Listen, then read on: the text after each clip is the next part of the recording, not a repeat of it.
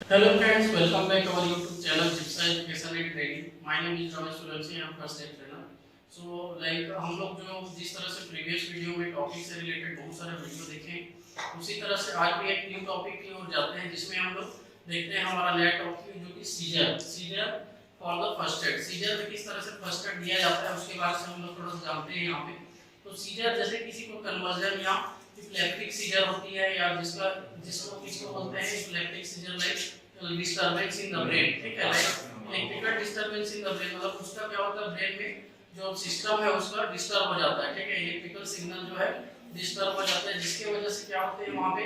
Problem हो सकती है, क्योंकि उसको फिर क्या हो जाता है क्लोनिक सीजर भी आने के चांसेस हो रहे, मतलब उसको झटके वाइब्रेट होता है पूरा बॉडी, क्या है अनकंट्रोलेबल मूवमेंट होता है बॉडी जिसमें कन्वर्जन में होता है। उसी तरह से हमारा इलेक्ट्रिकल अगर सीजर में क्या होता है कि अगर जिसका इलेक्ट्रिकल सिस्टम डिस्टर्ब हो जाता है जिसका ब्रेन का, तो क्या होता है कभी भी किसी को परेशानी हो सकती है, कहीं पर भी हो सकती है, जिसको एक हिंदी में भी बोल सकते हैं मिर्गी के दौरे पड़ना, ठीक है। तो उस पर्सन को फर्स्ट एड हम लोग कैसे देंगे, पहले अगर इस तरह से किसी पर्सन को इस तरह से प्रॉब्लम देखने को मिली तो उसको हम लोग एक जमीन में ही लेटा देंगे, कहीं बेड में लेने की जरूरत नहीं है, सीधा जमीन में लेटा दो, क्योंकि अगर वाइब्रेट होते के साथ क्या है उसको बॉडी वाइब्रेट होते रहेगा और कभी वो अनकॉन्शियस हो गया तो कहीं पर भी गिर सकता है, नदी में ड्रॉनिंग की स्थिति हो सकती है या रोड एक्सीडेंट हो सकता है, रोड में गिर जाएगा, ठीक है, सड़क दुर्घटना हो सकती है जिसकी वजह से अनकॉन्शियस होने की वजह से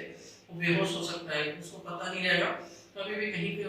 पर भी दुर्घटना हो सकती है। इसलिए इस तरह से अगर आप कभी इस तरह से किसी पर्सन को देखें तो उसको पूरा प्रॉपर फ्लैट सरफेस में लेटा दें, आप पीलो उसका हेड को भी देख सकते हैं, ज़्यादा उसको तकिया पीलो का ज़्यादा जरूरत नहीं है, उस तरह से नहीं देना है, क्योंकि एयर में अगर ब्लॉक हो जाएगा तो उसको ऑब्स्ट्रक्शन हो सकती है सांस लेने में, क्योंकि पर्सन अनकॉन्शियस रहेगा। इस तरह से तुरंत उसको लेटा दें, या माइनिंग भी इस तरह से हो रही है तो भी आप देखें तो उसको लेटा सकते हैं, और उसको प्रॉपर अगर कहीं पे इंजरी हो रही है तो उसको लिए हम लोग ब्लीडिंग कंट्रोल कर सकते हैं डायरेक्ट कंप्रेशन से बैंडेज अप्लाई करके। इस तरह से